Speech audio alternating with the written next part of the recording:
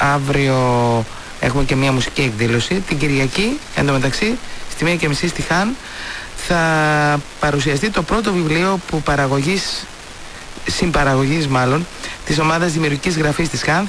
Ο τίτλος είναι «Μη μου λες το γιατί». Ο άνθρωπος ο οποίος έφτιαξε την ομάδα δημιουργικής γραφής, τον όμιλο δημιουργικής γραφής της Χαν, είναι ο καθηγητής Τάσος Αγγελίδης Γκέντζος, ο οποίος είναι στην τηλεφωνική μας γραμμή. Καλή σας μέρα, κυρία Γκέντζο. Καλημέρα, κυρία Κράτση, και χαίρομαι που μιλάω μαζί σας. Και εγώ το ίδιο. Δάσκαλε. Είμαστε χαρούμενοι. Να είστε καλά. Είμαστε χαρούμενοι για το βιβλίο που κυκλοφόρησε και που έχουμε την παρουσίαση στη Θεσσαλονίκη.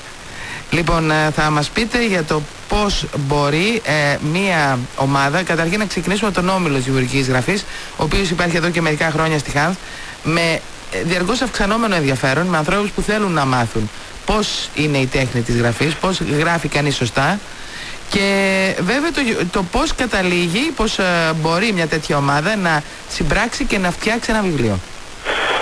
Αυτό ξεκίνησε κάθε χρόνο στη Χάνθ, κάνουμε 2 ή 3 τμήματα δημιουργικής γραφής. Στα τμήματα αυτά δημιουργικής γραφής τελειώνουν πρώτα έναν κύκλο μαθημάτων. Παρακολουθούν δηλαδή πώς γράφουμε ένα διήγημα, πώς γράφουμε μυθιστόρημα, θεατρικό έργο, κάποιες γενικές γνώσεις. Από όλα τα τμήματα μαζεύτηκαν 1-2 άτομα και κάναμε 10 άτομα μία ομάδα και είπαμε να προσπαθήσουμε να γράψουμε κάτι όλοι μαζί. Ένα μυθιστόρημα.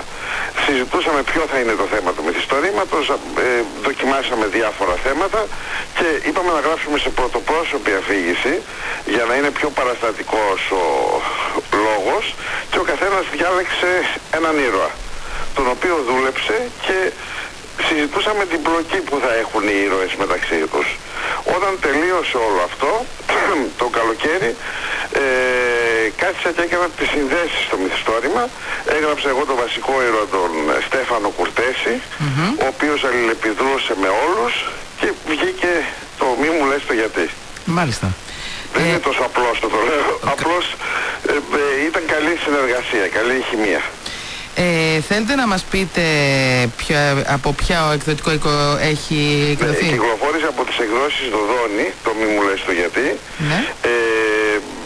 Και είμαστε χαρούμενοι γι' αυτό, γιατί είναι ένας ιστορικός εκδοτικός οίκος. Τους άρεσε το μυθιστόρημα, δεν πίστευαν ότι μπορούν 11 άνθρωποι να γράψουν μαζί ένα μυθιστόρημα. Στην αρχή νόμιζαν ότι τους κορόιδευα. Ναι. Μου είπαν ότι φαίνεται σαν να το έχει γράψει ένας, που αυτό είναι από τα πιο ωραιότερα πράγματα που ακούσαμε.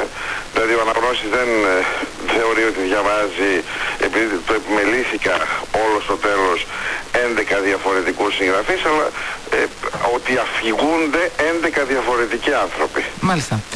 Λοιπόν, μη μου λες το γιατί. Μεσημέρι Κυριακής 1:30 θα παρουσιαστεί στη Χάν. Θα παρουσιαστεί στη Χάν, θα το παρουσιάσουν η Σοφία Ιβόικου και ο Χάρης ο Μαύρος, συγγραφείς. Την εκδήλωση θα συντονίσει η Μαρία Εναγνωστίδου, κείμενα θα διαβάσει ο Παναγιώτης ο Κουντουλάς, και οι συγγραφείς είναι 10. Να αναφέρω τα ονόματα, έχουμε το χρόνο. Εννοείται ότι θα τους αναφέρετε, γιατί είπαμε όλους τους υπόλοιπους, εντάξει, να πούμε και αυτούς που δουλέψανε. Φυσικά, γι' αυτό το λέω.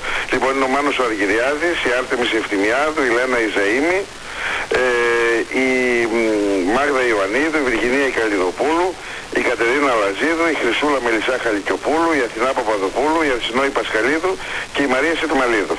Και σας περιμένουμε, έχει και μαραθώνιο εκείνη τη μέρα. Ναι. Εγώ το θεώρησα καλό που ο κόσμος θα είναι στο δρόμο έξω και μπορεί να περάσει από το Αυλαία. Να δούμε πώς θα είναι και οι δρόμοι. Πολύ ωραία. Λοιπόν, να πούμε ότι αυτός ο όμιλος δημιουργικής γραφής της Χάνθ θα συνεχιστεί, συνεχίζεται. Συνεχίζεται και ήδη τώρα γράφουμε κάτι αντίστοιχο με 14 άτομα. Με 14 δηλαδή άτομα. Έχει πάρα πολύ, εκδηλώνουν ενδιαφέρον πάρα πολλοί άνθρωποι. Μάλιστα. Και σε μεγάλες ηλικίες, και άνθρωποι που έχουν κάνει καριέρα, και σε μικρότερες βέβαια, που δεν έχουν να αποδείξουν τίποτε και έρχονται επειδή το αγαπούν αυτό το πράγμα. Να πούμε ότι οι συναντήσεις είναι νομίζω μια φορά την εβδομάδα, όπως ήταν από την αρχή. Είναι μια φορά την εβδομάδα, είναι Τετάρτη 6 με 8 ή 8 με 10. Ναι. Χαίρομαι πάρα πολύ που η Χάν έχει αποκτήσει τον όμιλο δημιουργικής γραφής. Ήταν κάτι το οποίο το θέλαμε πάρα πολύ. Και συζητούμε και για λέσχη ανάγνωση. Δεν ξέρουμε αν θα... Αυτό είναι κάτι που το θέλατε πάρα πολύ εσείς και νομίζω ότι θα πρέπει να γίνει, έτσι, κάποια στιγμή. Συζητούμε και για αγορίστηκε ανάγνωση. Τώρα θα το δούμε, είπαμε με την κυρία Χαραλαπίδου το καλοκαίρι, να δούμε πώς μπορεί να οργανωθεί. Λοιπόν, ευχαριστούμε πάρα πολύ κύριε Γκέντζο. Καλή συνέχεια εύχομαι. Εγώ σας ευχαριστώ. Να είστε καλά. Να είστε καλά. Και εσείς. Λοιπόν, για την μεγάλη χαρά του να μπορεί κάποιος να μάθει να γράφει. Και ακούστε, 11 άνθρωποι, εκ των οποίων αρκετούς τους ξέρω, από αυτούς που τις άκουσα, δεν ήξερα ότι ήταν μαθητές του τμήματος δημιουργικής γραφής, θα δουν τον εαυτό τους στην ατζέντα, σαν συγγραφής ενός βιβλίου που θα παρουσιαστεί την Κυριακή. 1,5 ώρα στη Χάν, όποιοι ενδιαφέρεστε, ακούς Κωνσταντίνε.